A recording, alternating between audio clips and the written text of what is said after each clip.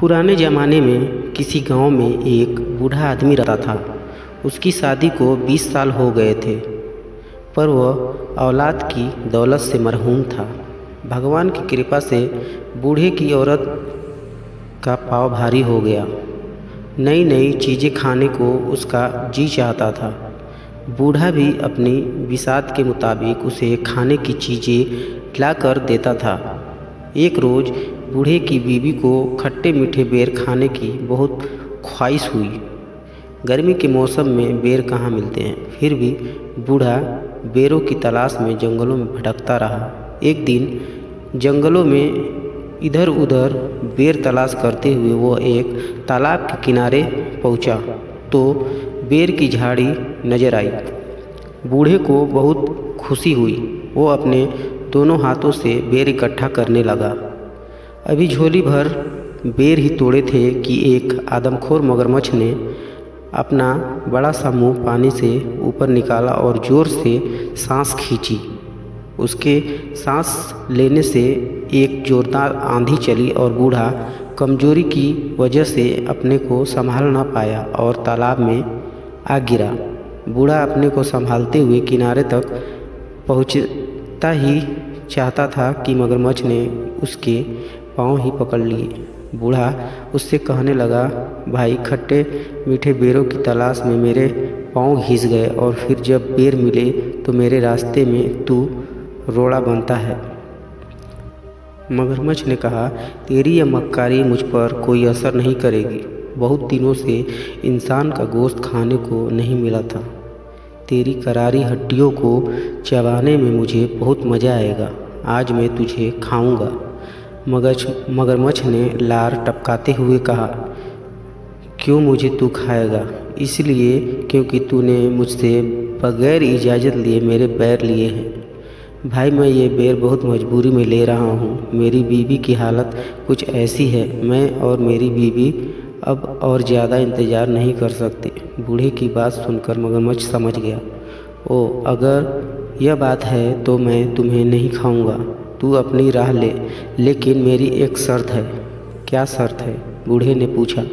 अगर लड़का होगा तो तेरा और लड़की हुई तो मेरी। बूढ़े ने कहा, मंजूर है। कहकर वह बेरों की झोली संभालते हुए चल दिया। वह अपने दिल में सोचने लगा कि मगरमच्छ उसे फिर कहाँ मिलेगा, और अगर उसके यहाँ लड़का पैदा हुआ तो फिर तो परेशानी की कोई बात ही नहीं है। बूढ़ा अपनी बीवी की आवभगत में कोई कमी नहीं रखता था। दिन पर लगा कर उड़ते रहे और एक दिन बूढ़े के घर एक खूबसूरत और बहुत तंदुरुस्त लड़की पैदा हुई। बच्ची को देखकर उसे मगरमच्छ की याद आ गई। वह काँप उठा। लड़की का रंग गुलाब के फूल की तरह था। उसकी आंखें हीरो की तरह चमकदार थी। वह परियों की तरह हसीन और मासूम थी। ऐसी मन्नतों और मुरादों की लड़की मगरमच्छ के पेट में जाए, यह सोचकर बूढ़ा दुख से कांपने लगा। उसने सोचा कि वह कभी तालाब के किनारे नहीं जाएगा। बारिश का मौसम आया और नदी में बाढ़ आ गई। मगरमच्छ पानी में बहकर तालाब के किनारे खेत में आ गया। अब उसे आसानी से शिकार मिलने लगा। एक दिन बूढ़ा खेत से सब्जी तोड़कर ला रहा था तो रास्ते में मगरमच्छ ने उसे रोक लिया। रोक कर सवाल किया, क्यों बूढ़े, मुझसे छुपता क्यों है? तू मुझसे छुप कर कहाँ भागेगा? सीधी तरह बता, तेरे यहाँ लड़की हुई या लड़का? बूढ़े ने जवाब दिया, लड़की हुई है। बूढ़े ने सहमी हुई आवाज़ में कहा। मगरमच्छ ने कहा, तो फिर वह मेरी है। मेरी अमानत को अब तक तूने अपने पास क्यों रखा है? क्या तू अमानत में खयानत करना चाहता है? इतनी छोटी बच्ची को तुझे कैसे दे दूं? बूढ़े ने कहा। मगरमच्छ ने कहा, 14 साल पहले तूने मुझसे वादा किया था, क्या वह अब भी बच्ची है? तू बाप की नज़र से देखता है, वह अगर बूढ़ी भी हो गई जाएगी तब भी वो बच्ची ही रहेगी। तू मुझे अब और बेवकूफ़ नहीं बना सकता। मैं तुझे चैन से रहने नहीं दूंगा। देख, अगर तूने लड़की को कल ही लाकर मुझे नहीं दिया तो मैं तुम तीनों को एक एक कर ख़त्म कर दूंगा। मगरमच्छ ने कहा। वह मेरी बेटी है, अपना खून तुझे कैसे दे दूँ? लोग क्या कहेंगे? बूढ़े ने सवाल किया। लोग क्या कहेंगे मैं नहीं जानता। तू क्या कहता है? वादा खिलाफी करना चाहता है? मगरमच्छ ने गुस्से से चिल्लाकर कहा। नहीं नहीं, यह बात नहीं है। मैं चाहता हूँ कि मेरी बेटी को इस बात का पता न चले। और बूढ़ा कहते कहते रुक गया। तू क्या चाहता है? बोल, मगरमच्छ ने कहा।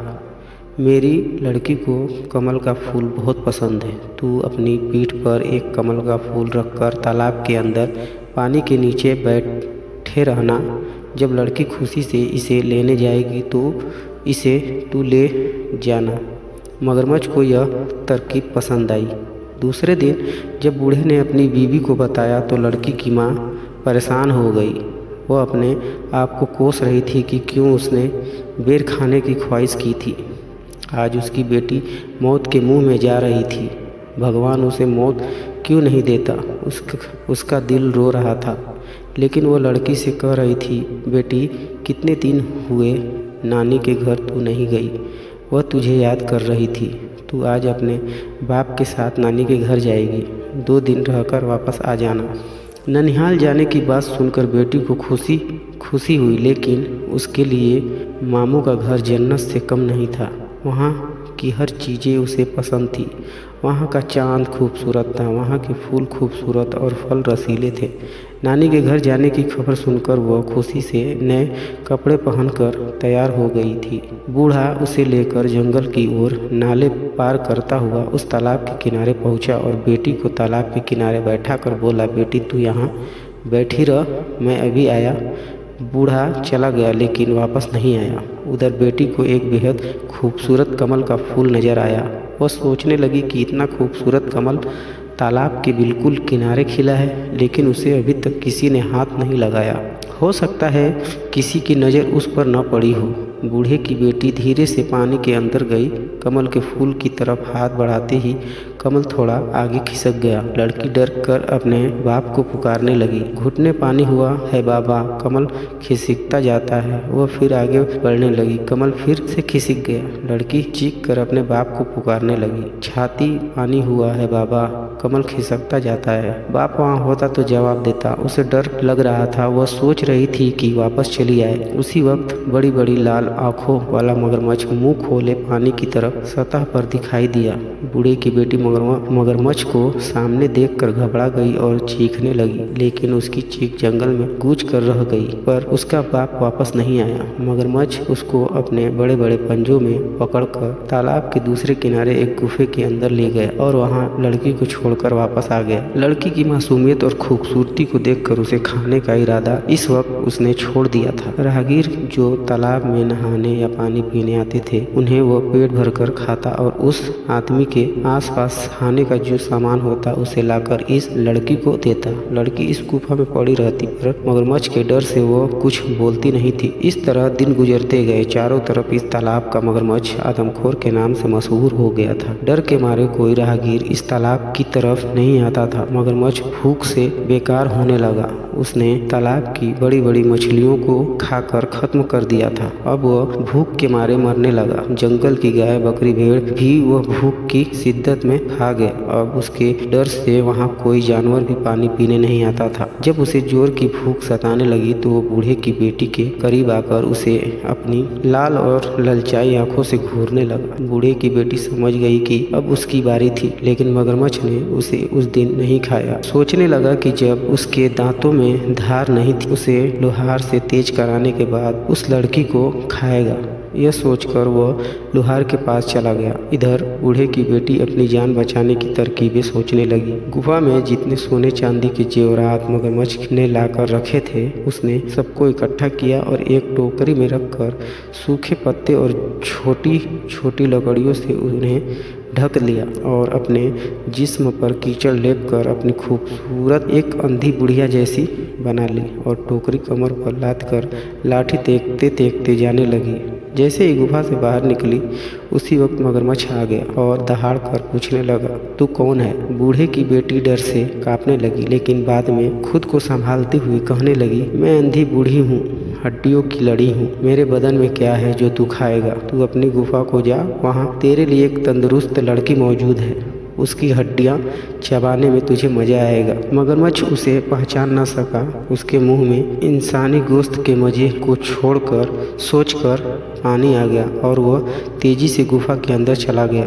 बूढ़े की बेटी उससे छुटकारा मिलते ही घबरा कर दौड़ने लगी और घने जंगल में गुम हो गई। वह सोच ही रही थी कि जिस माँ बाप ने उसे धोखा देकर मगरमच्छ के हवाले कर दिया वह अपने उनके पास नहीं जाएगी। वह यही कुछ सोचते हुए घने जंगल में चली जा रही थी। उसे शेर की गरज सुनाई दी। उसका दिल जोर जोर से धड़कने लगा। वो खौफ के मारे इधर उधर छुपने की जगह ढूंढने लगी। इतनी देर में एक हाथी के बराबर ऊंचा और बड़ा शेर उसके सामने आ गया। डर के मारे वह सामने एक बड़े बरगद के दरख्त के तने से चिपक गई और रो रो कर मजबूरन दरख्त से दरख्वास्त करने लगी, ए दरख्त तू फट जा, मैं तुझ में समा जाऊं और तू बंद हो जा।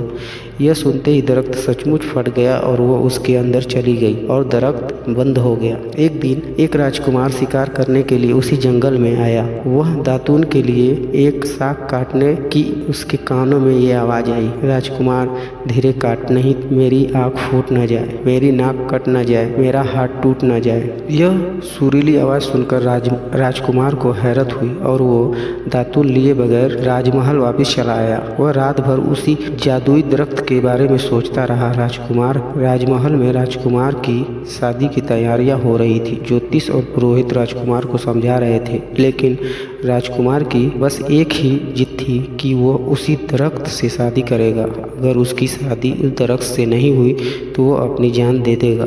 राजकुमार राजा का इकलौता औलाद था। उसकी नज़र में शादी की अहमियत बेटे की ज़िंदगी से कम नहीं थी, इसलिए राजकुमार की ख्वाहिश पूरी की गई। उसी दरख्त के साथ उसकी शादी की रस्म अदा की गई। राजकुमार ने उस दरख्त को वहां से उखाड़कर अपने महल के पास बाग में लगवा लिया। बूढ़े की बेटी रात गए दरख्त से निकलती और महल के अंदर जाकर सब काम पूरे करती और सुबह होते ही वापस दरख्त के अंदर चली जाती। एक रोज़ राजकुमार ने छुपकर बूढ़े की बेटी के ये सब काम देखे। दूसरे दिन जब बूढ़े की बेटी दरख्त से निकल कर महल के अंदर गई तो राजकुमार ने उस दरख्त को आग लगाकर भस्म कर दिया। बूढ़े की बेटी दौड़ती हुई आई और बोली, यह तुमने क्या किया? इस पर राजकुमार ने कहा, इतना बड़ा महल है, तुम इसमें रह सकती हो, इस खूबसूरत बाग में घूम सकती हो, बेवजह इस दरख्त के अंधेरे में क्यों सड़ती रहती हो? और फिर मैं तुमसे बेइंतहा मोहब्बत करता हूँ। मैंने तुम्हें अपनी रानी बना लिया। मैं तुम्हारे बिना जी न सकूँगा। लड़की तो सिर्फ मोहब्बत की भूखी थी। लड़की को लगा कि जैसे सारे जहाँ की खुशी उसे मिल गई हो। उस दिन के बाद दोनों राजमहल में हंसी खुशी रहने लगे।